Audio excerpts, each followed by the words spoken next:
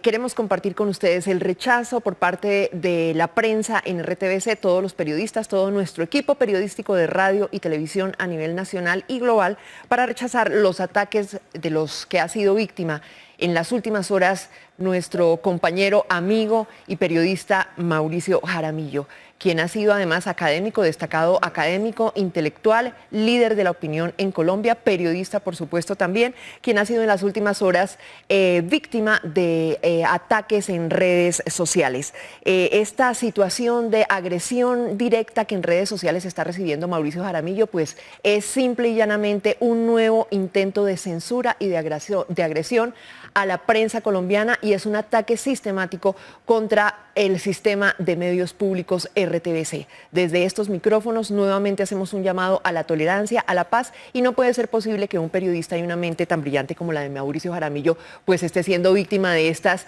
estigmatizaciones que se presentan en redes sociales. El sistema informativo RTBC, Radio y Televisión Pública de Colombia, pues expresa todo su respaldo, además a nuestro director de En Contexto y de espacios como Noches de Opinión, expresa absolutamente su respaldo y solicita una vez más a la FLIP, la fundación dedicada a la libertad de expresión, pues respaldo explícito a nuestro compañero y amigo Mauricio Jaramillo. La violencia no puede expresarse, o las redes sociales no pueden convertirse en instrumento de violencia y de agresión contra un profesional impecable, contra una persona de altas calidades éticas y morales como es Mauricio Jaramillo Morales. Lina, te escuchamos.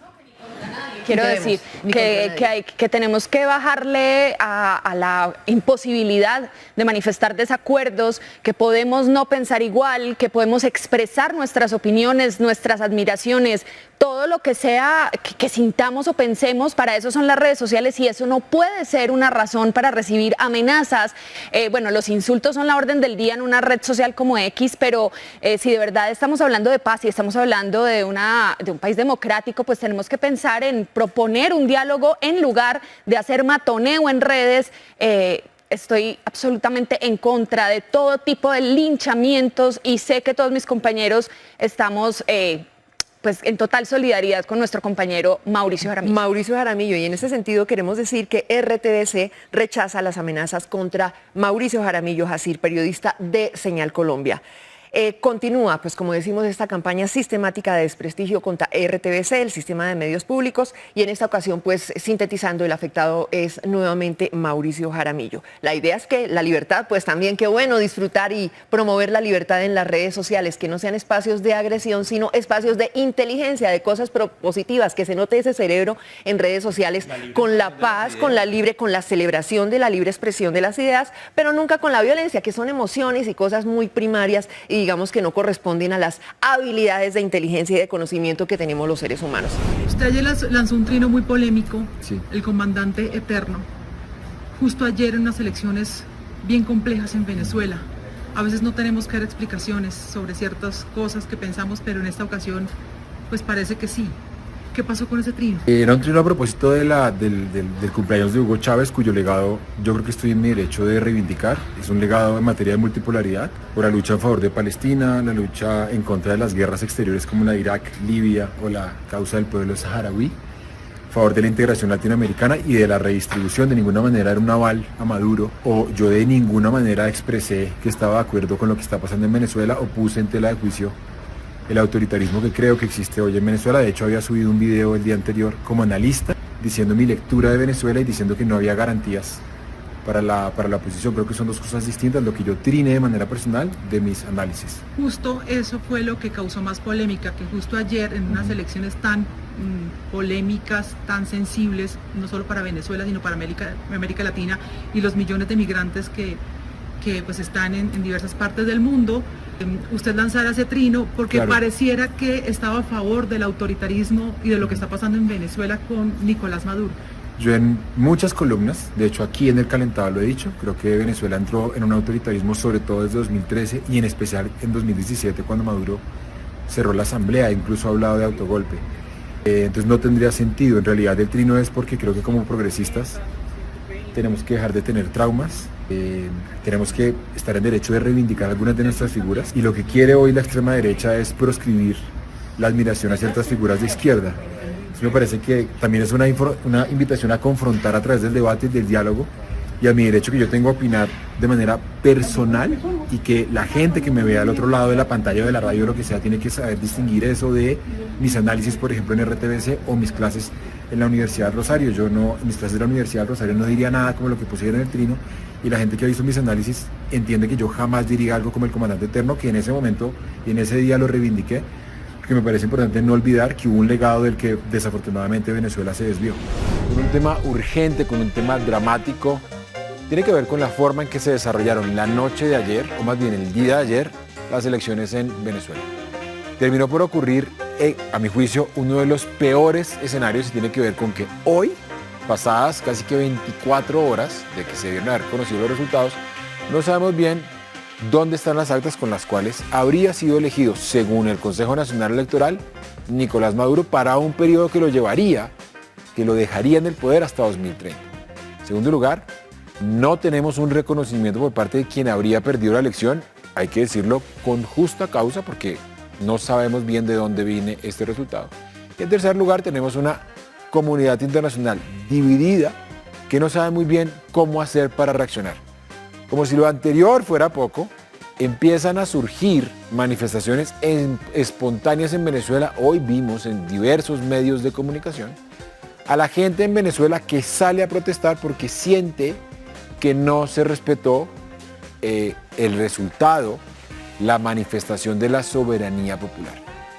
¿Qué se puede esperar de una situación que es, a mi juicio, a todas luces inédita en Venezuela? Si bien hay antecedentes de protestas masivas, representativas, significativas, creo que nunca antes en una post-elección habíamos asistido a un nivel de incertidumbre como el que hemos visto en estas últimas horas, y que, insisto, han terminado por polarizar al continente. Para hablar de este tema, y como es nuestra costumbre aquí en las noches de opinión, tenemos las voces de experta y experto. Me acompaña aquí en el estudio 5 de RTBC Ligia Bolívar, quien ya nos había acompañado, pero vía virtual, socióloga de la Universidad Católica Andrés Bello, especialista en derechos humanos, fundadora del programa venezolano de educación, acción en derechos humanos, PROVEA, y quien además tiene una trayectoria importante, todo lo que tiene que ver con el tema de las reunificaciones en migración. Profesora Ligia Bolívar, bienvenida a las noches de opinión a Señal Colombia. Muchísimas gracias, Mauricio. Les recuerdo que nos pueden ver por la señal de Señal Colombia, valga la redundancia, y escuchar por las 68 frecuencias de la Radio Nacional. Cubrimos el 98% del territorio colombiano.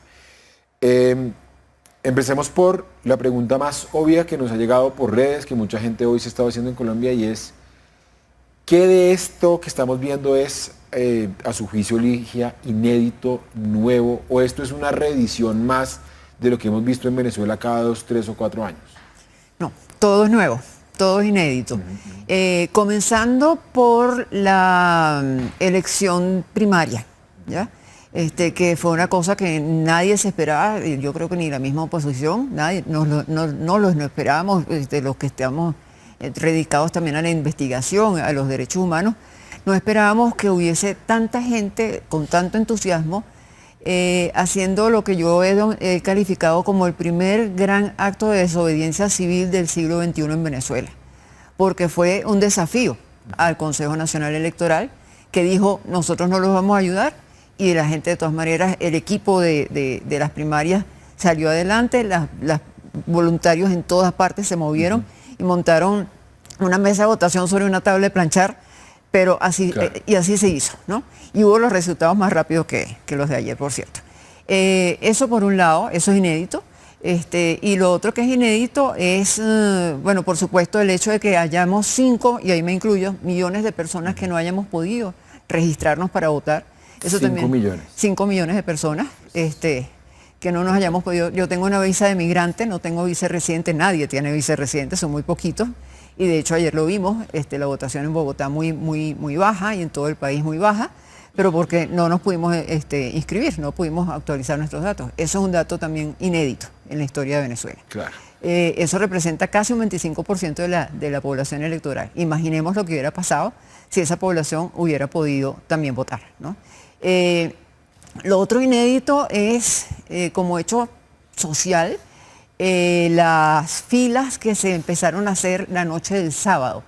Voluntariamente la gente saliendo a su centro de votación, yo quiero ser el primero, yo quiero votar temprano, ¿no?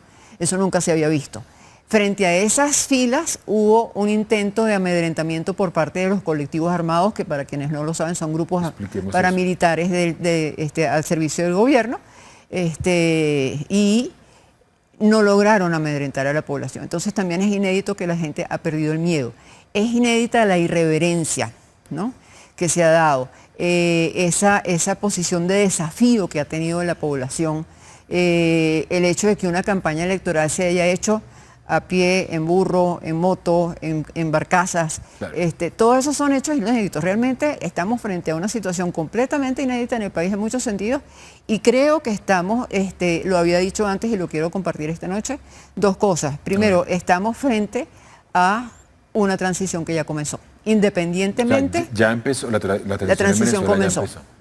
Independientemente del resultado de las elecciones, lo había dicho hace tiempo y creo que se corresponde, la transición en Venezuela comenzó. Y lo segundo es que la gente perdió el miedo y están dispuestos a desafiar, ¿no?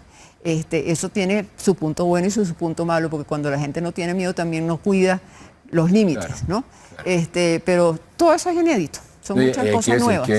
A ver, en el pasado, buena parte de estas manifestaciones se han saldado con unos niveles de represión muy importantes. Esto también hay que decir que no es cosa menor que la gente pierda el miedo, es decir, hay tal nivel de ahogo respecto al régimen, que yo no sé si estoy interpretando correctamente, pero pienso un poco como en las grandes revoluciones del siglo XX y XXI, cuando la gente dice es que yo ya pues no tengo mucho que perder, porque está el nivel de precariedad, está el nivel de ahogo, que pues terminó haciendo hasta lo imposible por conseguir la libertad.